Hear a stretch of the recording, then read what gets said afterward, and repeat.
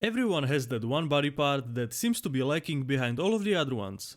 In your head, you are now saying something like, yeah, my chest sucks, or yeah, my shoulders suck, and the first thing that comes into your mind is, well, I guess I just have bad genetics for that body part. That's why it's lagging behind all of the other ones. Well, that could be true to some extent, but most of the time, it's not your genetics that are the problem. It's the way you train that body part that makes it lag behind all of the other ones. And the funny thing is that it's not even that hard to fix this problem. I'm going to show you a couple of ways how you can easily improve any body part. The most important thing that you absolutely need to do if you want to improve the body part that is lagging behind is to do it first in your workout. That sounds too simple to be true, doesn't it? Well, it is actually that simple. Of course, there is more stuff that you can do that I will talk about later, but always training the lagging body part first in your workout is the most important step of them all. Let me show you an example how a little change in the order of your exercises can make a gigantic difference over time.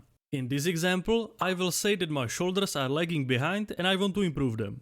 So let's say that I'm running a 4-day upper-lower training plan. And on my upper days, I'm always starting with the bench press, which means that by the time I get to the overhead press, I'm already a lot weaker, which will not allow me to perform as well as if I was completely fresh.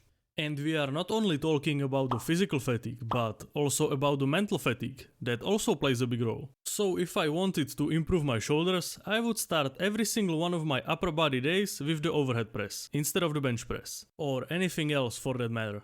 This simple change will go a long way. You can see that maybe the problem wasn't in your genetics, but in your exercise order. Imagine that you trained for like 3 years and in every single workout you did the bench press before the overhead press. That would kind of make sense that the body part that you would always put on the back burner would be a little bit worse than the body part that you always trained first. I know, it's shocking, right?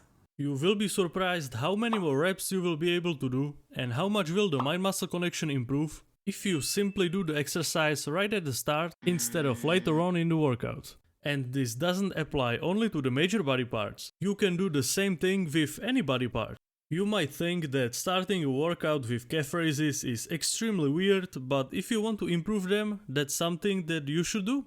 The next thing that you can do in combination with training the body part first in a workout is to allocate more volume to it. I know that you are already screaming at the screen that you don't want to be in the gym for 3 hours, but you can add more volume to a certain body part without actually making your workout longer.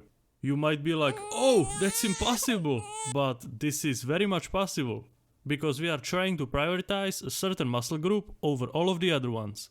Which means that we can basically steal some volume from another body part. Let me show you in the same example that I used before.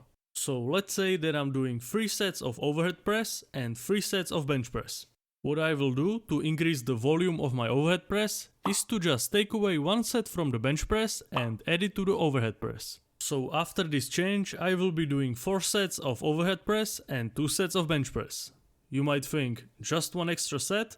That's not enough. At the first glance, it might look like this change is so small that it actually won't do anything. But if you think about it more, it's not just 1 extra set, because you will be doing this at least 2 times per week, so this is at minimum 2 extra sets. And it could be even more, depending on how you set it up. And if the body part that you are trying to improve is very small, like calves, you don't even need to take away any volume from other body parts. Instead of like 3 sets for the calves, just do 5.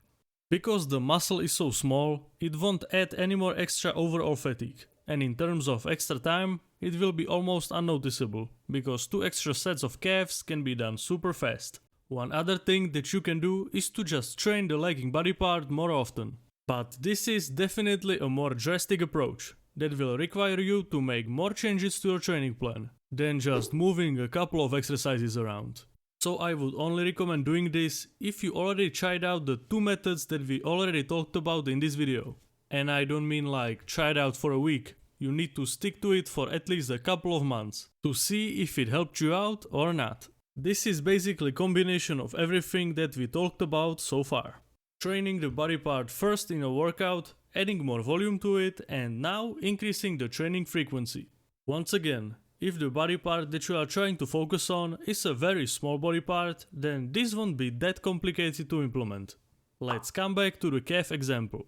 Let's say that I'm running a 4-day upper-lower training plan, which means that I'm already training calves on both of my lower days. So what I'm gonna do is add a couple of sets of calves to both of my upper body days. I generally recommend 2 mini sessions per week when it comes to the smaller body parts. Each one of those mini sessions should have between 3 to 6 sets. Calves can really take a beating, so you can do 5 or even 6 sets of calves per workout, no problem. I know that this sounds psychotic, but calves can recover so fast that you can obliterate them very frequently. So the end result of this will be that I will start every single one of my workouts with 5 sets of calves. You know what? Let me give you another example of a small body part so you can see something else than calves. Let's say that I wanted to focus on my biceps, so what I would do is add 3 sets of barbell curls to each one of my lower body days. Which would of course mean that every single one of my workouts would start with 3 sets of barbell curls. One other option that I could do is that instead of doing 3 sets of one exercise, I could do 2 sets of 2 exercises. So something like 2 sets of barbell curls and 2 sets of hammer curls. All of that really depends on your personal needs. That was still pretty simple, right? Now let's see how to do it with bigger body parts like chest, shoulders, back or legs. Here is the part where it starts to be a little more complicated and where it really starts to depend on the individual context. You can't really do the same thing as with the smaller body parts because training the bigger body parts is usually more fatiguing. Imagine squatting like 4 times a week. That sounds like a recipe for disaster. For that reason, I would recommend to add just one extra mini session. So let's go back to the example. Let's say I'm running an upper-lower training plan 4 days per week. And as before, shoulders will be the body part that I'm trying to improve. Based on this, we know that I'm training shoulders 2 times per week. So what I'm going to do is add a mini shoulder session into one of my lower body days. At the start of the lower body day, obviously. The exercises that you will put into this mini session will heavily depend on the individual and on the specific body part.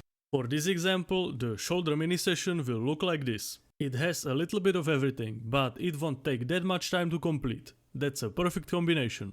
And if that makes your workout a bit longer than you want, you can do the same thing that I was talking about earlier, which is just stealing some volume from another body part. So if I put the shoulder mini session into one of my lower body days, I can just take away a couple sets of legs to balance it out. Prioritizing a certain body part is always at the expense of another body part. You will usually put your best body part or the body part that you just don't really care about, like legs, on a little bit of a back burner for a while, so you can improve the body part that has been left behind. So that's basically how it works. And if you are wondering if you can prioritize more than one body part at a time, I would highly recommend against it, as it completely defeats the purpose of prioritizing something. And please, if you are a beginner, you should not do this. The only thing that you can do is to play around with the order of your exercises, but that's it. If you are relatively new to the gym, there is absolutely no reason to start adding extra exercises into your routine. You just start it. First you need to get the basics in check before diving into stuff like this. But if you already have some experience under your belt and you know exactly which body part is lagging behind the others, definitely give some of the techniques a shot. But remember, first make sure that you are eating enough protein, following progressive overload and getting a good amount of sleep. Only then you can move to more advanced stuff, because without that you are not going anywhere. And as always, thank you to all the supporters on my Patreon. Did you like this video? Then you will for sure like this one too.